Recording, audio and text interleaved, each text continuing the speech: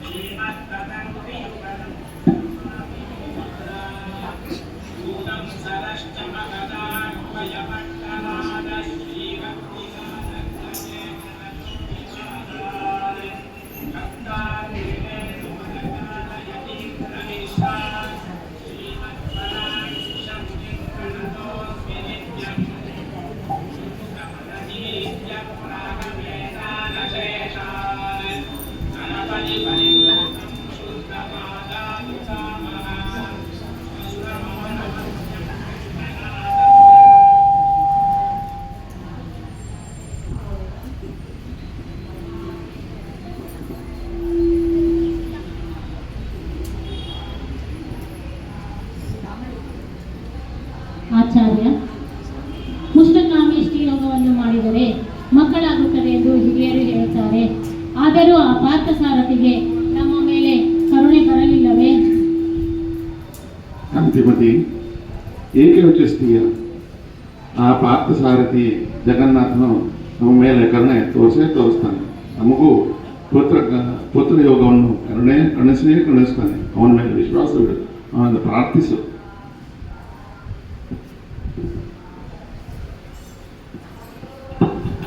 ಹೀಗೆ ಮಕ್ಕಳಿಲ್ಲದ ಕೇಶವಾಚಾರ್ಯ ಕಾಂತಿಮತಿಯವರು ಪ್ರಲಾಪ ಮಕ್ಕಳಿಲ್ಲದಿದ್ದರಿಂದ ಪ್ರಲಾಪಗೈತಿರ್ತಾರೆ. ಅಷ್ಟರಲ್ಲಿ ಒಂದು ದಿನ ಕೆಲವು ಹೆಂಗಸರು ಮಾತಾಡೋದು ಈಗ ಕೇಳ್ತೀರ.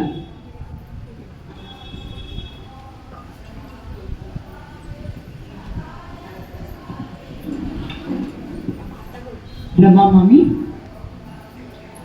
ವಿಷಯ ಕೇಳಿದ್ರ ನೀವು?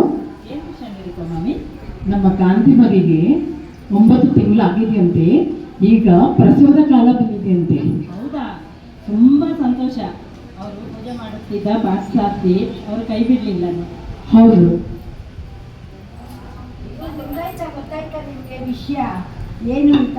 ಗಂಡು ಮಗು ಹುಟ್ಟಂತೆ ಕಾಂತಿಮತಿಯವರು, ಹೆಣ್ಣು ಮಗು ಹುಟ್ಟಂತೆ ಕಾಂತಿಮತಿಯಂತೆ. ಒಳ್ಳೆ ಸುದ್ದಿ ಹೇಳಿದ್ರಿಲ್ಲ ತಾವ್ರೆ. ಬನ್ನಿ ಹೋಗೋಣ ನಾವು ಅವ್ರ ಮನೆಗೆ. ಎಲ್ಲರೂ ಅಲ್ಲಿ ಹೋಗೋಣ. ಹೋಗೋಣ. ವಿಷಯ ಗೊತ್ತಾಯ್ತಾ? ಶಾಂತಿ ಮಾಮಿಗೆ ಮಗು ಆಯ್ತು. ಓ, ಈಗ ತಾನೇ ಲತಾ ಮಾಮಿನೂ ಬಂದು ಹೇಳಿದ್ದಾರೆ, ನೀವು ಹೇಳ್ತಾ ಇದ್ದೀರಾ. ತುಂಬಾ ಸಂತೋಷ ವಿಚಾರ. ಬನ್ನಿ ಹೋಗಿ ನೋಡೋಣ ಮನೆಯಲ್ಲಿ ಮಗುನ. ಮಗು ಬಹಳ ಸುಂದರವಾಗಿತ್ತು. ಓ, ತುಂಬಾ ಸಂತೋಷ.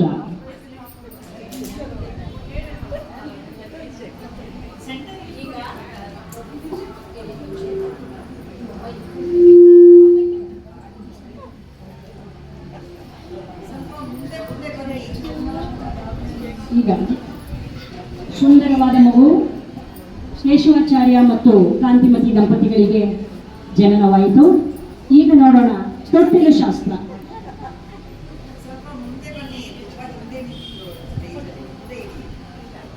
ಎಲ್ಲ ಸರಿ ಇದೆ ಬಿಡಿ.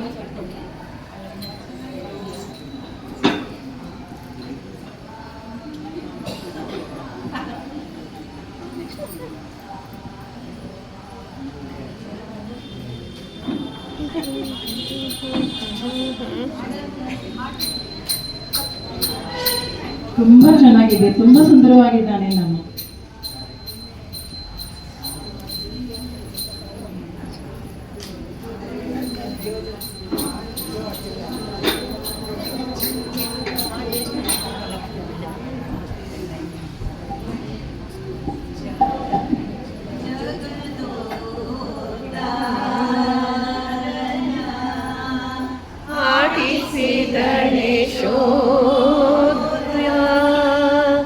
ಜಗದೋ